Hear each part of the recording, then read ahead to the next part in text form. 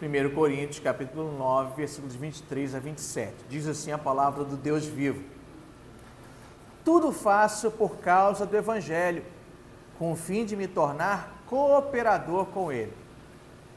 Não sabeis, vós, que os que correm no estádio, todos na verdade correm, mas um só leva o prêmio? Correi de tal maneira que o alcanceis.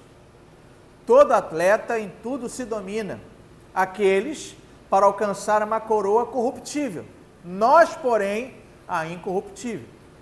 Assim corro também eu, não sem meta, assim luto, não como desferindo golpes no ar, mas esmurro o meu corpo e o reduzo à escravidão, para que, tendo pregado a outros, não venha eu mesmo a ser desqualificado. Graças a Deus pela leitura da sua maravilhosa palavra. O tema da nossa mensagem nessa manhã é para além do ouro olímpico. Para além do ouro olímpico. Quando o apóstolo Paulo escreveu essas palavras que nós acabamos de ler à igreja de Corinto, com certeza ele supôs que todos ali estivessem familiarizados com os jogos atléticos, senão ele não se serviria dessas imagens, ele falaria dessas imagens e a igreja não entenderia nada. Com certeza a igreja de Corinto estava familiarizada com os jogos atléticos e não poderia ser diferente, pois a área de esportes, ou na área de esportes, Corinto era uma das cidades mais importantes do mundo antigo, na área dos esportes, principalmente dos esportes atléticos. Os gregos, eles realizavam dois grandes festivais atléticos naquele tempo. Primeiro, os chamados Jogos Olímpicos. Segundo, os chamados Jogos Istmicos. Os Olímpicos eram sediados em Atenas, a cada 4 anos, em honra aos deuses do Monte Olimpo, que era a mais alta montanha da Grécia. Já os Jogos Istmicos eram realizados em honra a Poseidon, ou Netuno. E eles aconteciam a cada 2 anos, onde ocorriam os Jogos Istmicos? Exatamente na cidade de Corinto, em honra a Poseidon, ou Netuno. Pois acreditava-se que Poseidon não habitava no Monte Olimpo. Quem gosta de mitologia, Poseidon habitava onde? No fundo dos mares. Os Jogos Olímpicos tiveram início na Grécia Antiga em 776 a.C. e se estenderam até 393 depois de Cristo. Só que o imperador romano Teodósio I, crentão, aboliu os Jogos Olímpicos porque eles honravam as divindades greco-romanas. Então os Jogos Olímpicos foram abolidos. Só em 1896, que um aristocrata francês chamado o Barão de Coubertin recuperou os Jogos. O desejo era reavivar o espírito das primeiras Olimpíadas e, seguindo a tradição grega, os Jogos Olímpicos voltaram a ser realizados de 4 em 4 anos. Foram interrompidos somente na Primeira e na Segunda Guerra Mundial. Hoje, no exemplo de aproximação e de reconciliação entre os povos, os Jogos Olímpicos são realizados como símbolo de unidade entre as nações. Nos dias do apóstolo Paulo, os competidores dos Jogos tinham que se submeter a um treinamento rigoroso, num período de 10 meses. No último mês, eles se hospedavam em Corinto, para serem examinados diariamente, em meio a treinamentos intensivos nas arenas e nas academias, tudo isso em Corinto. E ali, as corridas e o chamado pugilato, o que hoje nós chamamos de boxe, as lutas gregas, eram os jogos preferidos dos espectadores. Você pode perceber que aqui nessa porção ele vai falar de corrida e de luta. Ele vai falar que ele corre, ele vai falar que ele não desfere golpes no ar, sem meta. Ele vai pegar esses dois exemplos porque eram os jogos mais apreciados do povo coríntio. Por isso, como já acabamos de falar, Paulo vai usar essas figuras para ilustrar como deve ser vivida a vida cristã. E aí a gente para pensar um pouco, né? Não é incrível que a Bíblia tenha algo a dizer sobre Jogos Olímpicos, no caso aqui são Jogos Istmicos. Nós estamos puxando a sardinha, já que agora é época de Jogos Olímpicos. Veja o que Paulo vai dizer no versículo 25. Todo atleta em tudo se domina, aqueles para alcançar uma coroa corruptível, nós, porém, a incorruptível. O atleta, no final, ganhava uma coroa de louros, certo? É louro que você coloca no feijão. Eu, pelo menos, lá em casa, se coloca no feijão. Às vezes na carne moída também, carne assada, né? Lembrando que eu gosto de coentro. Quem gosta de coentro no feijão aqui? Poxa, aqui pelo menos são maioria. Coentro no feijão é muito bom. Mas o atleta, ele ganhava uma coroa de louros. Só que por que Paulo diz que essa coroa é uma coroa corruptível? Porque com o tempo as folhas o quê? Secavam. Eles correm por algo que vai perecer. Nós corremos por algo que será para todo sempre. Uma coroa incorruptível. Por que a Bíblia menciona os jogos? Por que Paulo, movido pelo Espírito Santo, se serve dos jogos para nos ensinar a ver a vida de uma forma teocêntrica? Para nos ajudar, por exemplo, a assistir os jogos. Se você for ver os Jogos Olímpicos, que estão correndo agora lá na França, eu não sei qual modalidade você prefere, se você vai conseguir assistir alguma coisa, mas a ideia é que nós possamos assistir os Jogos Olímpicos com as lentes da glória de Deus, do Evangelho de Cristo e da vida cristã no Espírito Santo. O grande escritor e filósofo C.S. Lewis, que escreveu, nós podemos chamar de As Crônicas de Nárnia, todo mundo conhece.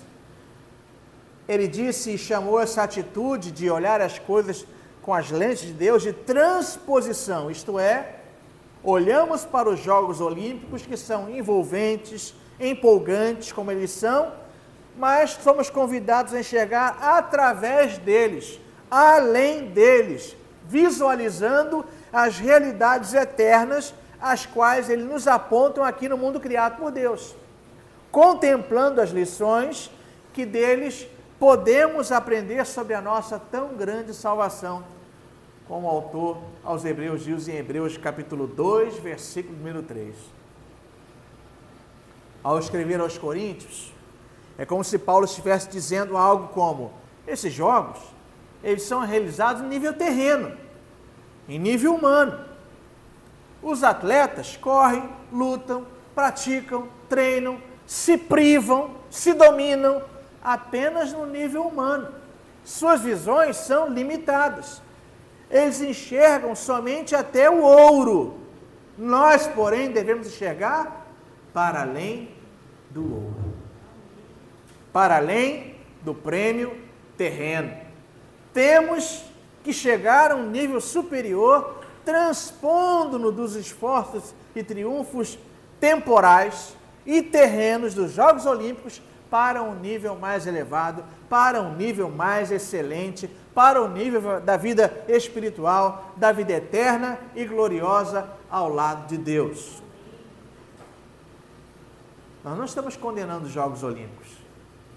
Eu estou somente convidando você a olhar nos exemplos humanos, conseguir ver além.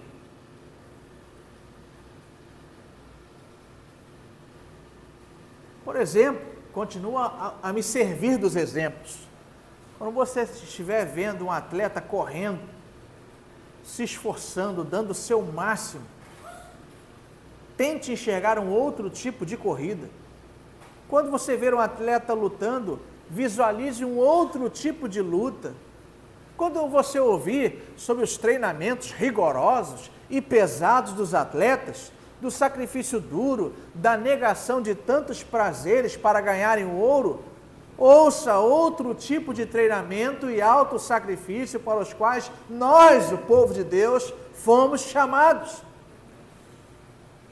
Quando nós os virmos sorrindo, comemorando no pódio, com ouro pendurado no pescoço, nós consigamos pela fé enxergar um outro tipo de prêmio, a coroa da glória que será concedida ao povo de Deus.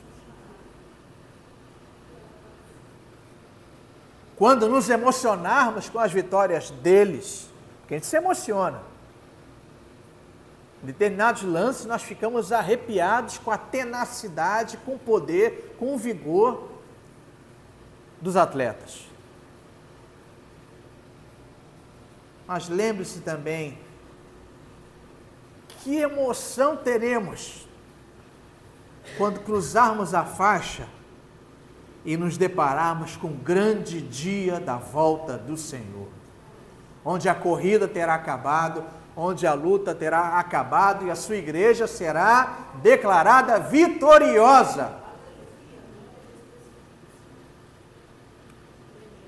Se você tiver chance, assista os Jogos Olímpicos. Ah, pastor, mas eu vi a abertura dos Jogos Olímpicos e brincaram com Jesus, debocharam de Jesus, debocharam da nossa fé. Eu vou dizer, é verdade. Mas eu convido você a ler o Salmo de número 2, que Deus olha para essas coisas e ri, zomba. Deus olha para essas coisas, o ser humano tentando se livrar de Deus, ele olha assim, ah, tadinho, que ele pensa que consegue, mas não consegue. Ao invés de ficarmos com raiva, oremos pela França, oremos por aqueles que ainda não têm a Cristo, intercedamos por eles e intercedamos pela obra missionária. Que nesses Jogos Olímpicos existam possibilidades das missões adentrarem e evangelizarem as multidões de muitas nações que estão ali. Oremos por isso. E quando vimos esses deboches, lamentemos sim, tenhamos ira santa no coração. Mas oremos e peçamos a Deus que até mesmo ali existam oportunidades para que os olhos sejam abertos para o Senhor de toda a glória.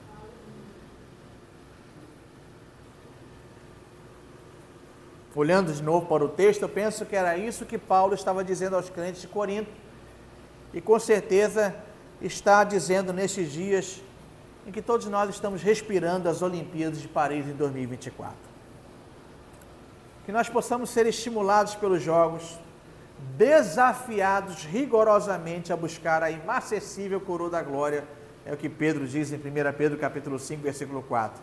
É assim que nós devemos assistir os Jogos Olímpicos.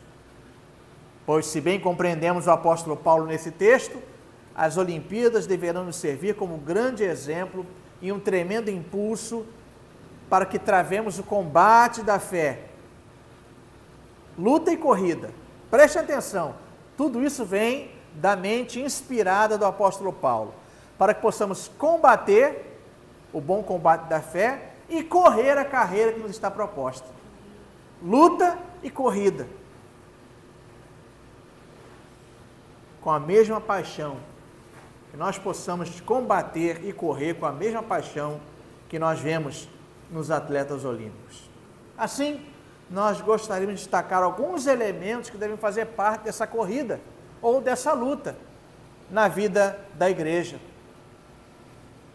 Essa luta ou essa corrida que, se vencida, nos levará para além do ouro olímpico. Eles almejam o ouro, a coroa corruptível. Nós almejamos a coroa inacessível da glória de Deus. A primeira coisa que nós gostaríamos de destacar, olhando para o texto, é o empenho. Ele aparece nos versículos 24 e 26. Primeiro elemento, empenho, ou você pode chamar de perseverança. Versículo de número 24. Não sabeis vós que todos que correm no estádio, todos na verdade correm, mas um só leva o prêmio? Correi de tal maneira que o alcanceis. De tal maneira é correr de forma agônica. Não é só correr. Corra de tal maneira que você vença. Versículo de número 26. Assim corro também eu, não sem meta. Assim luto, não como desferindo golpes no ar. Entendemos aqui que o atleta corre ou luta de forma agônica. A ideia da palavra luta no grego, no versículo 26, é a de esforço agônico. Está na moda aí já há algum tempo o CrossFit, que combina exercícios aeróbicos com anaeróbicos. É um conjunto, é um pack. Porque você faz exercício de força, mas sem parar, num circuito. Você acabou de fazer uma flexão, faz um agachamento, faz uma barra, da barra e termina. Você faz toda uma primeira série sem descanso, aí descansa e depois começa tudo de novo. É um esforço agônico. A corrida e a luta devem ocorrer com o máximo empenho. Por quê? Porque o lugar onde nós corremos, o local da batalha é o mundo. E o mundo é um campo de batalha, não é uma colônia de férias.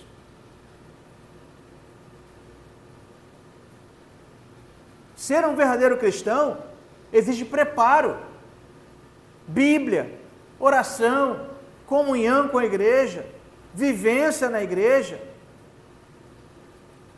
Aqui é a nossa academia da fé. É aqui. Você pode treinar em casa e deve, mas aqui é a nossa academia da fé. E só assim conseguiremos transpor os obstáculos que a nossa carne, o mundo, o diabo nos oferece. Primeiro elemento é o empenho, perseverança. O segundo elemento é o domínio próprio, versículo de número 25. Todo atleta em tudo se domina. Tudo se domina. E o domínio próprio, é um dos gomos do fruto do Espírito, lá em Gálatas capítulo 5, versículo 23. É a palavra grega chamada enkrateia. Enkrateia é aquela pessoa, a pessoa que tem enkrateia, é aquela pessoa que não se deixa conduzir por suas próprias paixões, não se deixa levar pelas seduções externas. Não é alguém submisso ou desprovido de vontade. A pessoa que tem domínio próprio, você pode bater, pode pisar nela, que ela fica paradinha, não faz nada. Não é isso que o texto diz, não é isso que essa palavra significa. Não é alguém submisso, não é alguém sem vontade, mas é alguém que tem a vontade temperada pelo Espírito Santo e pode moldar a cultura e não ser moldada por ela. Tem domínio próprio. O atleta tem que ter domínio próprio. Hora do sono, o que deve comer, o que deve trajar, tudo para que ele esteja perfeito para a competição. E nós, para corrermos a luta da fé, qual é a dieta que nós devemos ter? Qual é o domínio próprio que nós devemos ter? Fugir do pecado, confessar o pecado, procurar abandoná-lo, orar, suplicar a Deus, rogar a Deus uma vida mais santa, fugir das tentações.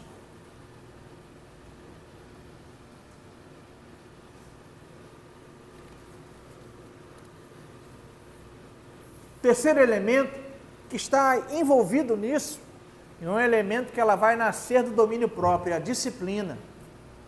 Só tem disciplina quem tem domínio próprio. Versículo de número 27. Mas esmurro o meu corpo e o reduzo à escravidão, para que, tendo pregado a outros, não venha mesmo a ser desqualificado. A disciplina nasce do domínio próprio. Ele tem o poder de dizer, quem tem disciplina, tem o poder de dizer sim àquilo que não prejudicará a sua corrida. Ele tem o poder de dizer sim àquilo que não vai prejudicar a sua luta. E ele tem o poder de dizer não às coisas que vão atrapalhar o seu desempenho na corrida. Ele vai procurar, como diz o autor aos Hebreus, se desembaraçar de tudo que impeça de correr. Deixar tudo aquilo que atrapalha. Deve existir uma rigidez santa para se sagrar vitorioso nessa corrida. Meus amados irmãos, a igreja do século 21, ela se encontra fora de forma. Ah, mas tem igrejas isso, igrejas aquilo. Oh, com certeza existem igrejas que vão bem, muito bem, obrigado. Mas se você olhar para o panorama geral, a igreja está fora de forma para a boa competição.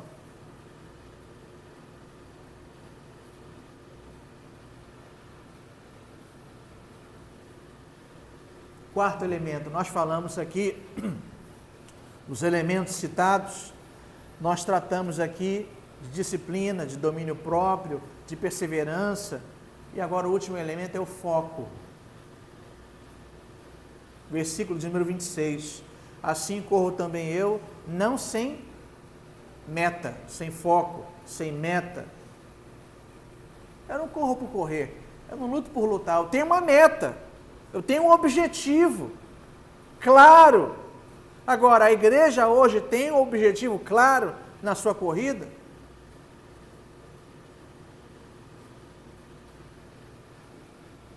O atleta precisa se concentrar em sua meta. O corredor ou o lutador, já que são essas duas figuras que Paulo se serve, não pode ficar olhando para a plateia que o assiste para acenar para ela ou lançar beijos.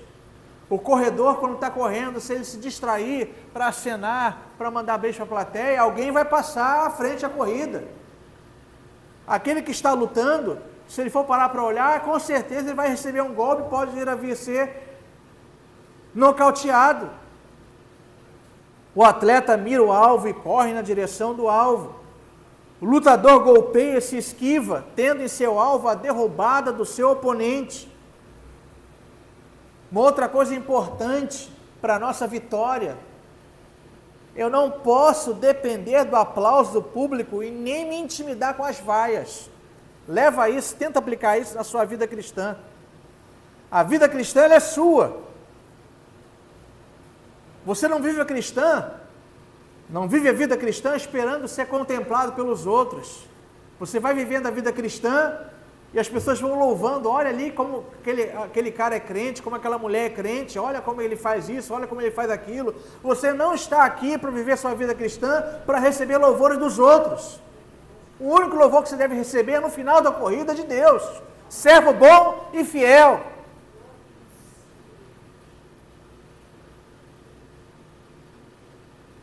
Aqui agora não.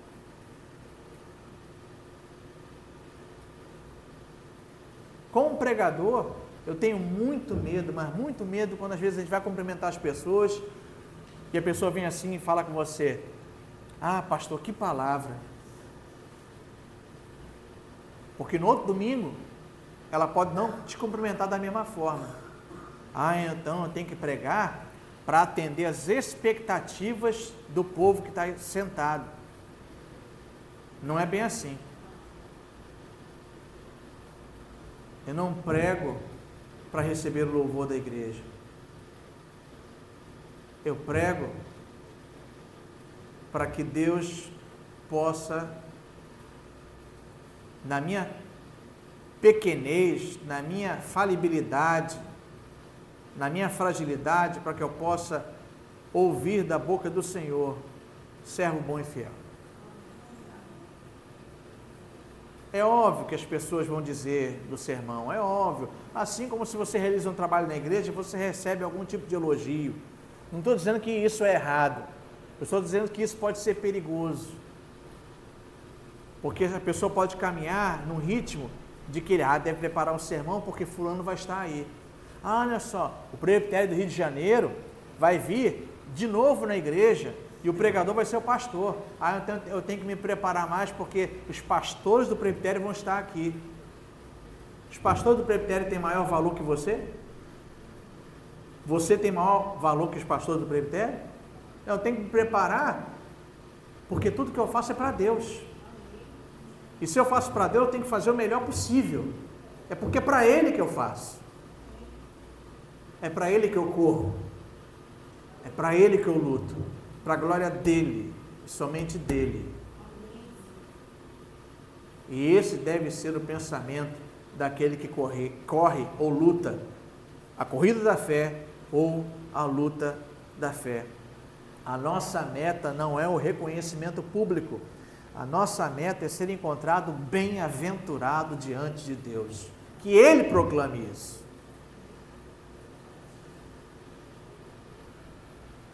Lembrando os pontos, elementos dessa corrida para além do ouro: empenho, domínio próprio, disciplina e foco. Todos os elementos presentes na vida do atleta secular, se é que a gente pode assim dizer. Mas esses mesmos elementos devem estar presentes na nossa vida como atletas de Cristo, entre aspas. Concluindo, irmãos, a vida cristã é coisa muito séria e o que está à prova é muito valioso. A vitória é a salvação eterna, mesmo para presbiteriano. Mesmo para presbiteriano. Corremos e o alvo é a salvação. A maneira como vivemos as nossas vidas, a forma como nós combatemos e corremos a prova de fé ou a prova da fé fará toda a diferença no que diz respeito ao receber o prêmio ou ser desqualificado na prova. Eu repito, ao olharmos para os Jogos Olímpicos, que nós vamos ver disciplina, concentração, dedicação, paixão, vibração, comprometimento, a perseverança apaixonada dos atletas, em busca do ouro, em busca da glória, em busca dos aplausos humanos, mesmo que por breves momentos. Mas o meu apelo é que transportemos o que iremos assistir nesses Jogos Olímpicos para uma realidade muito mais excelente, para uma realidade superior. Lembremos-nos de que o Senhor tem prometido, do que o Senhor tem prometido para aqueles que buscam a santificação com paixão e perseverança. É infinitamente superior e mais valioso do que o ouro olímpico. É a salvação da sua alma. E isso, como falamos logo no início, vai muito além do ouro olímpico. Vamos orar. Pai querido e Deus amado, Senhor, se nos encontramos fora de forma espiritual, rogamos mais uma vez o Teu perdão, porque se isso aconteceu, é culpa nossa, porque o Senhor não falha conosco, e tudo que o Senhor promete na Sua palavra, o Senhor cumpre. Se não temos sido bem-sucedidos na carreira cristã, em nossa luta ou corrida, é porque Deus falta-nos empenho, domínio próprio, falta-nos, ó Deus, foco, meta, disciplina. Perdoa-nos, ó Deus, mas que o Teu Espírito Santo, nosso treinador, o Teu Santo Espírito que está conosco todo o tempo, nos avive, abra os nossos olhos, e uma vez nos anime, sopre sobre nós, para que possamos correr a carreira que nos foi proposta em Cristo Jesus, para que possamos travar o bom combate da fé até o fim, e que ao final sim possamos ouvir do Senhor: sois vitoriosos. Ó Deus, uma vez mais oramos por tudo que está ocorrendo nessas Olimpíadas e te suplicamos que as Olimpíadas possam, ó Deus, prover uma porta para grande evangelismo e que muita gente seja salva em nome de Jesus. Abençoa, Deus, os missionários, abençoa, Deus, a obra missionária, reveste-os, ó Deus, com o Teu Santo Espírito, e que eles possam, ó Deus, através de estratégias e criatividade, alcançar muita gente para o louvor da Tua glória. Esta é a nossa oração feita com fé, em nome de Jesus. Amém.